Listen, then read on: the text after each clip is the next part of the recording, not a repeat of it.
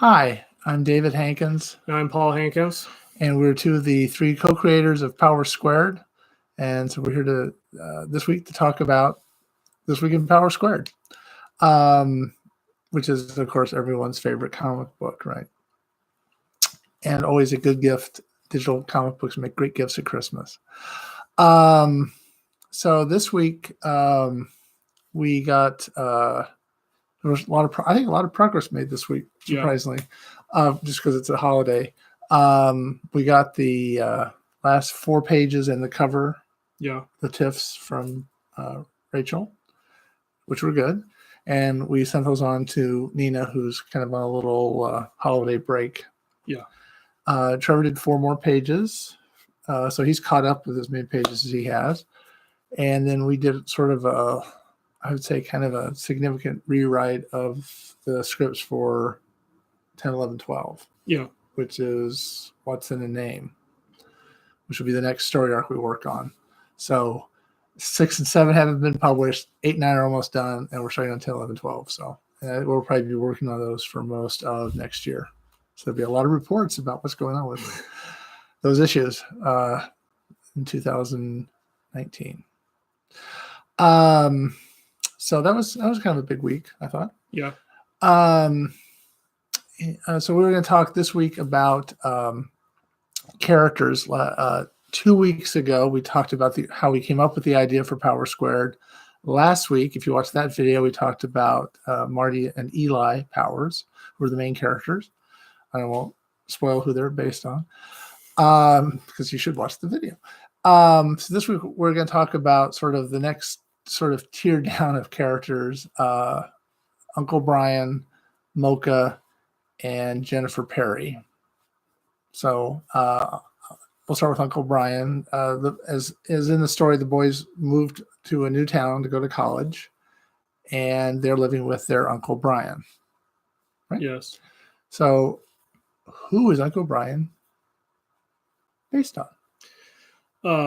He's based on Scott Frazina. Okay. And Bruce Campbell. Yeah. From Burn Notice. I mean, that was the look, I guess, at the time that we were looking at. And we kind of always sort of, who's Scott? Scott is my guitar teacher, and Trevor's drawing teacher. Okay. So we kind of gave those traits to Brian. Yeah. We used to call him your fun uncle. Yeah. Even though he had, pay for his services. Anyway, that's who. So Uncle Brian is sort of a kind of their guide, not only to playing instruments, but also in sort of becoming adults. He's trying to encourage them to date and meet girls and all that kind of stuff. What a good fun uncle would do. Yeah. So that's good. So then, and he doesn't know that they have powers. Right. That's a secret. We've caught ourselves, I think, some rewrites. Oh, well, he's not supposed to know this. So, that's a very important thing. Now, somebody that does know they have powers is Mocha, the one who bestowed them. That's right. The boys. So, who is Mocha? Mocha is a kitsune, which is a Japanese yokai or spirit of the 9-tailed fox. She doesn't have 9 tails yet, but she gave the boys their powers when they rescued her from under a fallen branch. And so when they reached adulthood and discovered the significance of their powers, she sort of became a mentor. No, she came back to help them. Yeah. Because other people noticed, who we'll talk about in a couple of weeks, noticed that they had these powers. Yeah. And so she came back to sort of help them, right? Yeah. To help them realize the potential of their powers, and also to help them with fighting Dr. Atlas. Okay. Who we'll talk about in a couple weeks. And so Mocha, the look for Mocha was sort of based on, we're looking for somebody kind of exotic, and mostly the coloring. And it was Tara Patrick, who is an adult film star, or was an adult film star one time. We didn't choose her for that reason, but because she was sort of she has different ancestry and sort of makes for a very exotic looking person. That's what we're kind of going for with Mocha. Yeah. And we gave her sort of kind of purple eyes. Yeah. Yeah. Sort of like, I guess, kind of close to what Elizabeth Taylor had, those kind of color eyes. It's also a mixture of blue and Red. Yes, which is kind of significant colors for us. So she comes to sort of takes a human form. Now she doesn't have why is she called Mocha? Because she didn't have a name for her human form. So she looked at the board in the coffee shop on campus and picked out. Yeah, so the name Mocha name on a cup of coffee. So I didn't call herself that. Yeah. That's right. It was a coffee cup. Yeah, it's fine. It was at one point. Yeah. It was supposed to be in the cafeteria. And I think probably there's sometimes I remember we had to like change things because the artist couldn't draw it or whatever. That's a whole other story. So, yeah, that's another story altogether. And then there is Jennifer Perry. And yes. Jennifer is sort of the pretty blonde on campus that all the boys have a crush on. And she's sort of based on the character Jennifer from the Disgaea series. Right. She was very kind of a fun, pretty adventuresome girl. And so we we were looking for sort of a love interest. And Jennifer's got a little bit of her parents are well-to-do. So the boys are new to town. She's was raised there. Yeah. Went to high school there and knows a lot of the other kids at this community college that we can talk about next week. So look forward to something.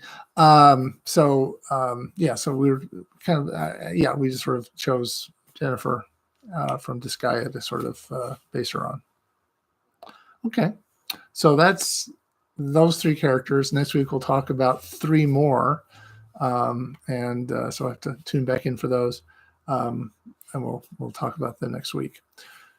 So speaking of comic book movies, last week we talked about Aquaman, which was just came out in theaters this past Friday.